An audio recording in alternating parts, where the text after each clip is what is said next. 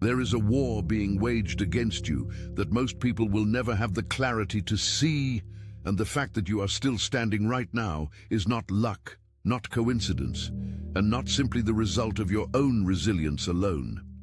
It is evidence of a divine protection, so precise, so calculated in your favor, that the enemy himself has been forced to shift his entire strategy just to keep up with the anointing sealed on your life. Let that land deep inside your chest, past the noise, past the exhaustion, past the fog that has been deliberately poured over your mind like a slow and suffocating tide. He changed his approach because the direct assault did not work.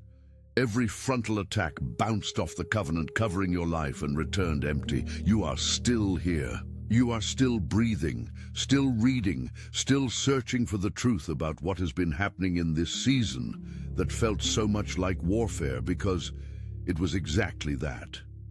And that survival alone, that stubborn, quiet, trembling survival, should tell you everything about the magnitude of what you are carrying inside you right now. The enemy does not deploy sophisticated campaigns against empty vessels. He reserves his most refined psychological operations for the people whose assignments threaten his entire architecture of control. You are one of those people. You always have been. The attack confirms the calling. The intensity of the siege is a classified intelligence report about the territory heaven has already written your name over. And the fact that you survived this particular season without losing your mind entirely is not a small miracle. It is the miracle that changes everything that comes next. You will not defeat this attack alone. Breaking these emotional hexes, these trauma bonds woven so carefully into your nervous system by years of calculated exposure to energy, vampires who smiled with their mouths while their eyes measured your weaknesses, requires a higher code than willpower and good intentions. This is exactly why I just released the 3 keys to a prosperous life trilogy, whose unlocking link is in the pinned comment. Access it before the fog blinds you again, before the exhaustion convinces you that you misread the signs, before the gaslighting voice you have internalized tells you that the war was never real and that everything was just your own sensitivity making mountains from molehills. It was real. It is real. And the code to dismantle it has been placed in your hands deliberately at precisely this moment in your journey. Because heaven does not deliver the key before you have learned what the door feels like from the outside. You have been running in your sleep. You know this already, somewhere beneath the surface of your waking life, somewhere in the part of you that wakes up at 3 in the morning, with your heart already sprinting before your conscious mind can even identify the threat. The dream keeps returning, the one where your legs become lead, where the thing pursuing you closes the distance no matter how desperately you push against the thick invisible resistance between you and safety. That dream is not random neural activity. That is your soul reporting the truth about what your waking mind has been trained to rationalize away. You are being pursued.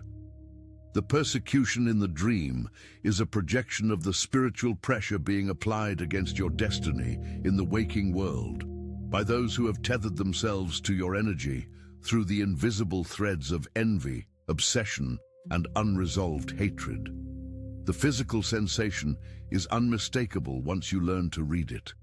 Heavy legs, cement in your chest, the inexplicable dread that hits before an important moment and paralyzes you in the doorway of your own breakthrough. The intrusive thought that says you will fail, that says you were foolish to hope, that says the version of you who dared to believe was dangerously naive. That thought does not originate in your mind. That is a transmission. That is a broadcast being aimed at the specific frequency of your calling, designed to interrupt the signal before it reaches the people whose lives depend on receiving it. The spiritual action required here is not denial. It is identification followed by expulsion.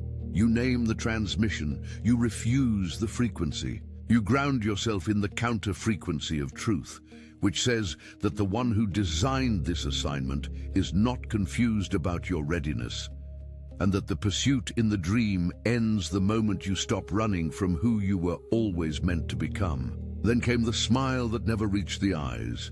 You have sat across from it. You have felt it in the space between their words, in the slight pause before the compliment arrived, in the careful architecture of praise that somehow always managed to diminish while appearing to celebrate.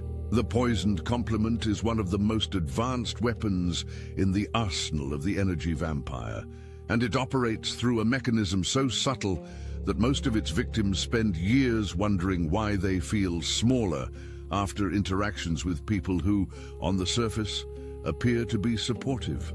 Here is the psychology underneath the performance. The narcissist in your life, the one who watches your progress with a smile that is really a measurement, is not threatened by what you have. They are threatened by who you are. The possessions can be acquired, the titles can be claimed, but the essence, the anointing, the quality of light that certain people carry that causes rooms to shift when they enter, that cannot be bought, borrowed, or replicated. So the sophisticated enemy does not attack the external markers. They attack the internal source. The compliment is delivered with an emotional payload of doubt embedded inside it. It sounds like encouragement and lands like sabotage. It says you did well and means you should not expect to do better. It celebrates the past to quietly strangle the future. The physical sensation of receiving a poisoned compliment is a kind of hollow warmth, a sweetness that immediately sours in the stomach, a momentary lift followed by a strange deflation that you cannot explain to anyone without sounding ungrateful. The intrusive thought that follows is the seed they planted in the subtext. Maybe they are right, and this was just luck. Maybe the applause was for a performance I cannot sustain. Maybe I am less than I think I am. These are not your thoughts. These are the echo of someone else's fear wearing the costume of your own inner voice. The spiritual reality underneath all of it is that a person operating as an agent of sabotage against your destiny will always reveal themselves through the fruit of the interaction. Does the relationship consistently leave you feeling seen, expanded, and more yourself? Or does it leave you smaller, quieter, more careful, more apologetic for taking up space? That is your answer. That is the discernment already living inside you, waiting for you to trust it over the performance they have rehearsed specifically for your consumption. And then you notice the mirror. Not a physical mirror, but the living mirror of a person who began adopting your language, your ideas, your aesthetic, your spiritual vocabulary, your entire framework of self-expression, piece by piece, until you began to feel like a copy of yourself in a world where the replica was being celebrated and the original was being slowly erased. The blatant copy is one of the most psychologically disorienting forms of spiritual attack because it weaponizes your own gifts against your sense of identity. They do not want what you have built. That would be a manageable kind of envy. They want to be who you are, to occupy the interior reality that generates what you build. And since that is cosmically impossible, they settle for the performance of it.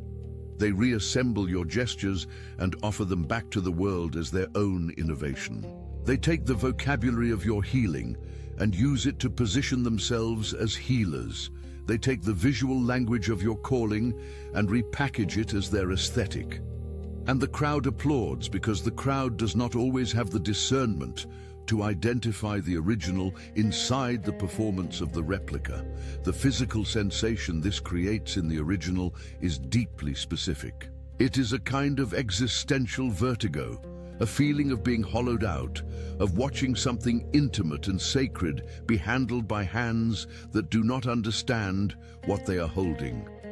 The intrusive thought says perhaps you are not original at all. Perhaps everything you believed was uniquely yours was simply something available to anyone who wanted it badly enough. This is the lie designed to sever you from your own source. Because the truth the thief cannot steal is this: they can copy the expression, but they cannot copy the anointing. They can replicate the output, but they cannot access the frequency that generates it.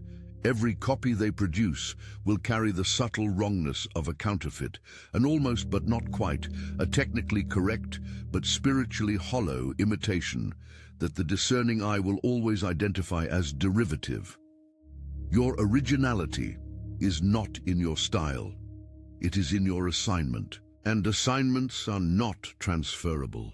The darkest hour came at dawn, specifically at that liminal threshold between 3 and 4 in the morning, when the veil between the seen and unseen world is at its most permeable. You know the experience. You woke up without knowing why, and before full consciousness arrived, the weight descended. Not a metaphorical weight. An actual physical pressure on your chest, your limbs pinned, your voice absent, your mind awake inside a body that refused to respond, while something in the atmosphere of the room felt dense with presence. Sleep paralysis is the clinical language for the container, but what fills the container is not addressed by clinical language. This is the spiritual realm asserting its traffic directly into the physical body. And the enemy understands that the hours of deep rest are the hours when your defenses are naturally at their lowest, and when the human spirit is most vulnerable to atmospheric manipulation. The physical sensation is total: immobilized weight, accelerating heartbeat, the primal animal fear that bypasses rational thought entirely and speaks directly to the oldest part of the nervous system. The intrusive thought in these moments is rarely verbal. It is more like an impression, a sense of being watched, measured, accessed, like something external is cataloging the interior of your life during the moment when you cannot resist the inventory. The spiritual action required is not silence and not panic. It is the spoken word, even when the voice is barely a whisper. Even the name spoken in a breath carries the full authority of the covenant behind it. What operates in darkness at dawn does not have legal access to a life covered by that covenant. It operates through fear because fear is the only visa it holds. Revoke the visa. The spiritual tribunal records every unauthorized intrusion, and what presents itself as power in your bedroom at 3 in the morning is actually a trespasser filing a false claim against property that belongs to someone else entirely. You also notice the lights, not just the figurative lights of inspiration and hope flickering under pressure, but the actual electrical infrastructure of your environment behaving strangely during your most intense seasons of oppression. Bulbs burning out in clusters with no logical explanation. Electronics malfunctioning specifically during moments of high spiritual significance. The internet dropping during a conversation that needed to happen. The phone dying at the precise moment a message of confirmation was arriving. The enemy understands the relationship between human consciousness and the electromagnetic field that surrounds the human body. He understands that intense stress, sustained spiritual attack, and concentrated negative energy directed at a specific person can and does affect the material environment around them. The burned-out light bulb is not superstition. It is the overflow of a spiritual pressure so concentrated that it bleeds into the physical dimension as interference. The physical sensation accompanying these material anomalies is a creeping, low-grade unease. The sense that your environment is somehow hostile, that the very space you occupy has been compromised. The intrusive thought says perhaps you are losing your mind, perhaps you are seeing patterns that are not there, perhaps the isolation and the pressure have made you paranoid. This is the meta-attack, the attack on your ability to perceive the attack, designed to strip you of your warfare intelligence precisely when you need it most. The spiritual action is grounding. You anoint the space.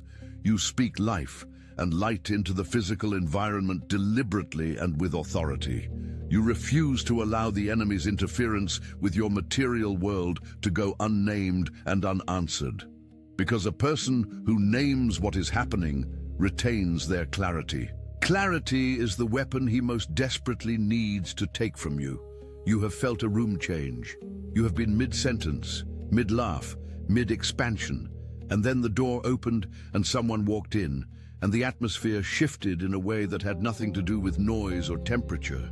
The silence that filled the room was not peaceful silence. It was the silence of a space contracting, of joy retreating, of every sensitive nervous system in the room, making an unconscious recalibration in response to the frequency that entered with this particular person. The heaviness in the atmosphere when envy enters the room is one of the most universally recognized, but least publicly acknowledged, spiritual phenomena in human experience. Animals feel it before humans do. The dog that follows you everywhere suddenly plants itself between you and a specific visitor and will not move. The child who trusts everyone without question suddenly becomes quiet and presses close to you when a certain person bends down to offer them attention. These are not behavioral quirks. These are ancient biological warning systems functioning exactly as they were designed to function. The physical sensation for the spiritually sensitive person is unmistakable. A tightening in the solar plexus, a slight difficulty breathing, the sense of needing to guard something without knowing exactly what. The intrusive thought that follows is social and self-correcting.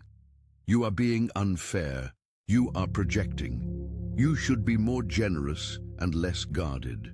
This is the gaslighting internal monologue that has been carefully conditioned into you by a culture that pathologizes discernment and celebrates naivety as openness. The spiritual tribunal records the energy that enters a room just as clearly as it records the words that are spoken in a room. An atmosphere disrupted by envy is a crime scene, and the discerning spirit was designed to read it accurately. Your discomfort was not social anxiety, it was intelligence. Then came the betrayal that rewrote the map of your interior world.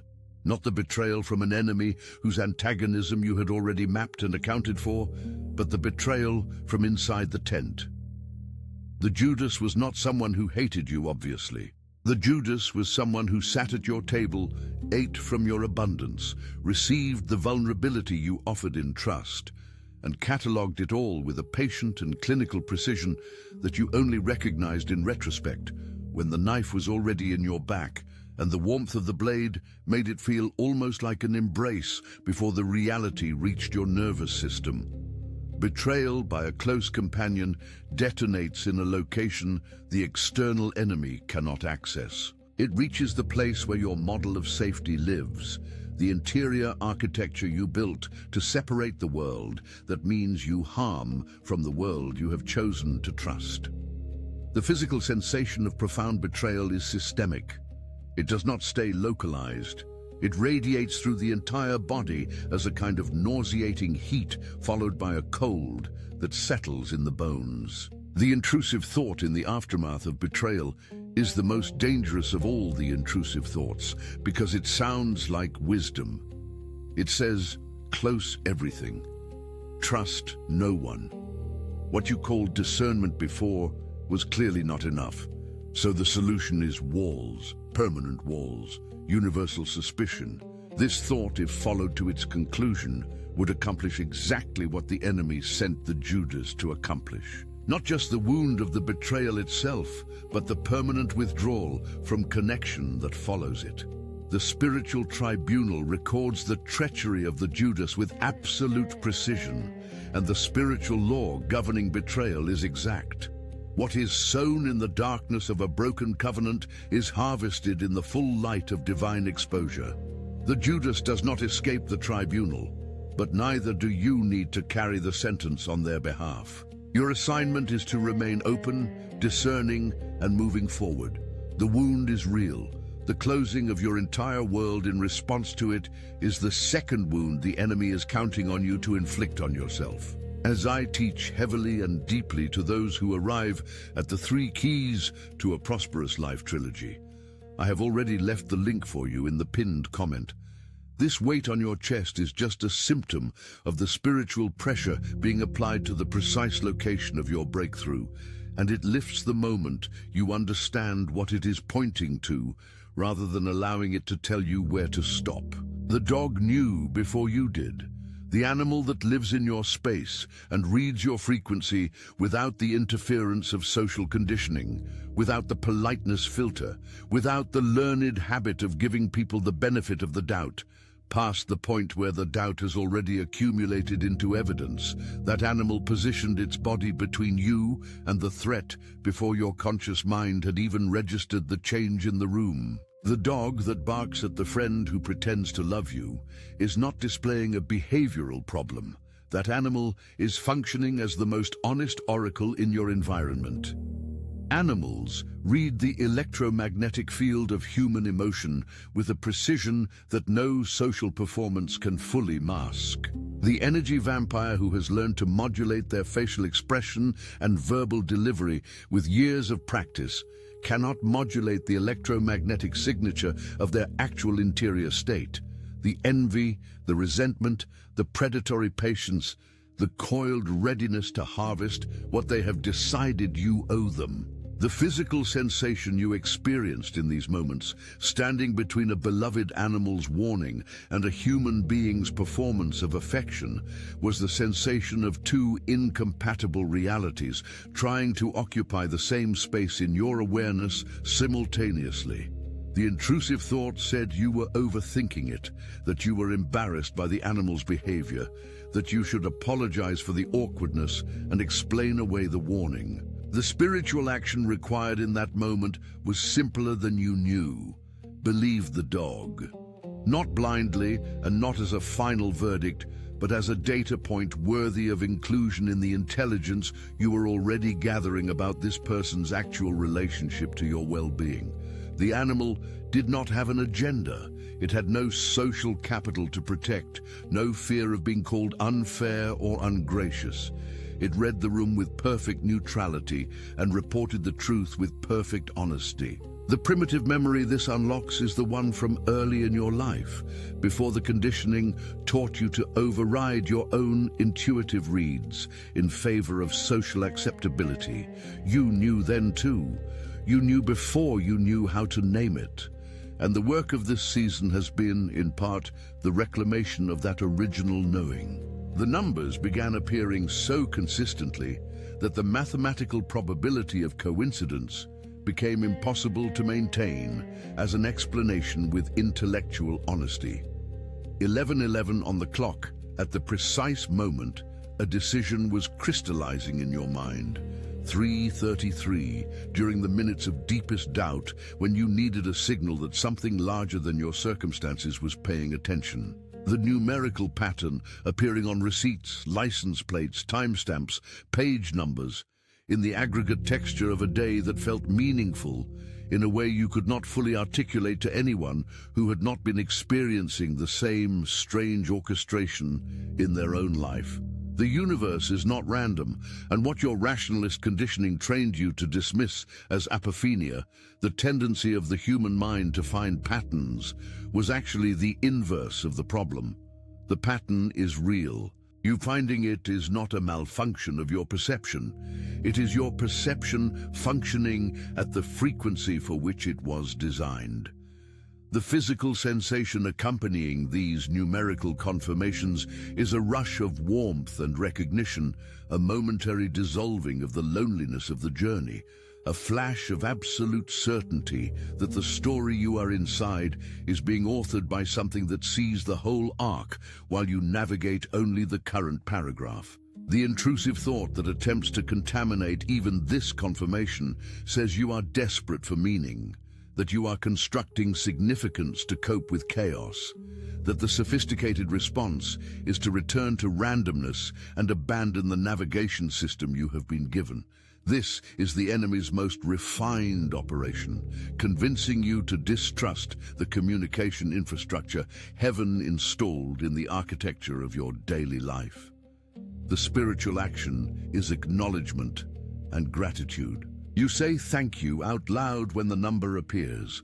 You receive the signal as the transmission it is, You allow the compass to recalibrate you toward the frequency of your assignment. The spiritual tribunal records every moment of divine communication and every moment of human reception.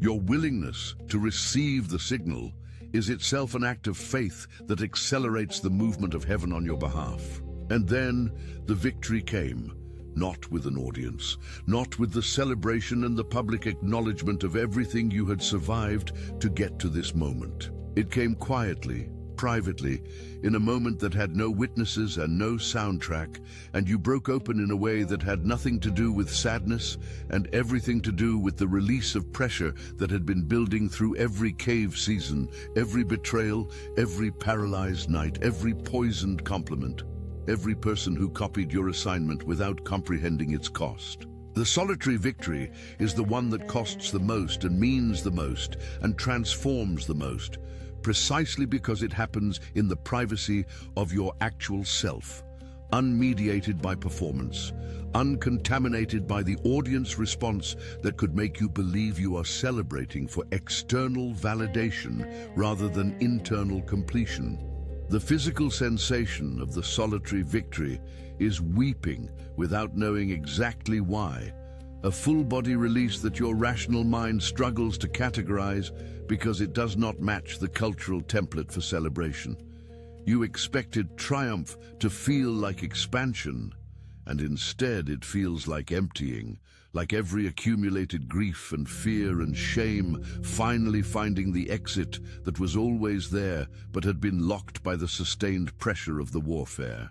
The intrusive thought in this sacred moment says, this cannot be it. That real victory should look different, should feel more public and more permanent and more conclusive. Reject that thought with the full force of everything you have earned.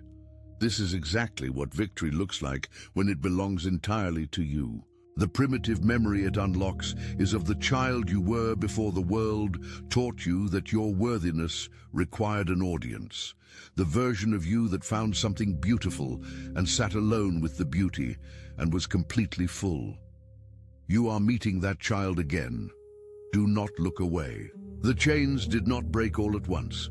There was no single dramatic moment of liberation, no lightning and thunder, no visible rupture in the atmosphere that marked the precise second of your deliverance. Instead, the breaking was sequential, almost quiet, a series of small structural failures in the architecture of your captivity that accumulated into the undeniable reality of freedom. And with the breaking of the chains came something the enemy did not fully account for in his strategic planning: retaliation.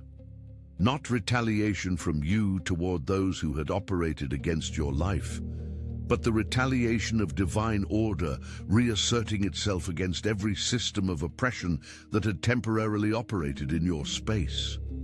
The first sign that the chains had broken was the sudden and inexplicable withdrawal of people who had been fixtures in your landscape. They did not leave with explanation or confrontation. They simply became unavailable, distant, suddenly occupied with concerns that kept them perpetually elsewhere. What looked like abandonment was actually a divine purging, a clearing of the atmosphere around your next level from every frequency that was incompatible with where you were going. The enemy sent them to erode you, and heaven removed them when the erosion failed. The second sign was the return of appetite, not just hunger for food, but the return of creative hunger, of spiritual hunger, of the desire to build and expand and dream that had been systematically suppressed by the sustained weight of the warfare you had been navigating. When a person under intense spiritual attack begins to feel hungry again, begins to feel the pull of possibility again, it is not a small thing. It is a seismic event in the interior world. It means the attack failed at its most fundamental level because it could not extinguish the fire it was designed to extinguish. The third sign was the money moving, not necessarily in the amounts that would register as dramatic on the external ledger, but in the quality of the movement, in the sense that the blockage that had been operating in your financial atmosphere had begun to dissolve, and that resources were finding their way to you through channels that had been closed for the entire duration of the siege. The enemy understands that financial pressure is one of his most effective tools for keeping a destined person in survival mode. Because a person whose entire cognitive bandwidth is occupied by the arithmetic of scarcity has no creative space left to build the assignment that threatens the kingdom of darkness. When the financial atmosphere begins to shift, even slightly, even incrementally, it is a signal that the heavenly court has ruled on the case against your flourishing, and the verdict has come in your favor. The fourth sign was the dreams changing. The pursuit dreams, the lead legs dreams, the waking in terror dreams, they began to give way to something else, to dreams of flying, of open spaces, of unfamiliar but welcoming architecture, of conversations with people who held both authority and warmth, and spoke to you as though your assignment was already accomplished and they were simply welcoming you to the knowledge of what heaven had already done. The dream language was shifting from warfare to coronation. The fifth sign was the synchronicities accelerating. The numbers were appearing more frequently and in more resonant configurations. The right conversation was happening at the exact right moment. The book fell open to the right page. The stranger said the exact thing you had been praying for confirmation about. The universe was not suddenly becoming more generous with its signals. Your capacity to receive them had been restored by the clearing that the end of the warfare had accomplished. The sixth sign was the anger clarifying, not the diffuse, exhausted anger of a person who has been under sustained assault and cannot even fully identify the source of the pain, but a clean, clear, purposeful anger that knew exactly what it was angry about and exactly what it was going to do with that energy. This is the anger that built things. This is the anger that wrote the books and founded the organizations, and refused to allow the systems designed to suppress specific kinds of people to go unnamed and unchallenged. Your anger was clarifying because your vision was clarifying. You were beginning to see not just the wound, but the wound's purpose in your story. You were beginning to see not just the enemy's strategy, but the divine counter-strategy that had been operating simultaneously throughout the entire season. And you were beginning to understand that the anger you felt was not a sign of spiritual immaturity, but a sign of covenant authority. The righteous indignation of a person who knows what they were sent here to do and will not accept any further delay in doing it. The seventh sign was the most intimate and the most unmistakable. The voice inside you changed. The internal narrator that had been running on the enemy's script for so long that you had forgotten it was not your original voice, the one that defaulted to shame, to minimizing, to the preemptive apology for your own existence, that voice lost its grip. In its place, quietly at first and then with increasing clarity and authority, your actual voice began to return. The voice that knew your name before the world assigned you its version of your limitations. The voice that carried the full resonance of your assignment without the interference of other people's fear and agenda. When that voice returns, the chains have not merely cracked, they have shattered, and the retaliation of heaven against everything that attempted to silence it is already in motion, already executing with a precision and a thoroughness.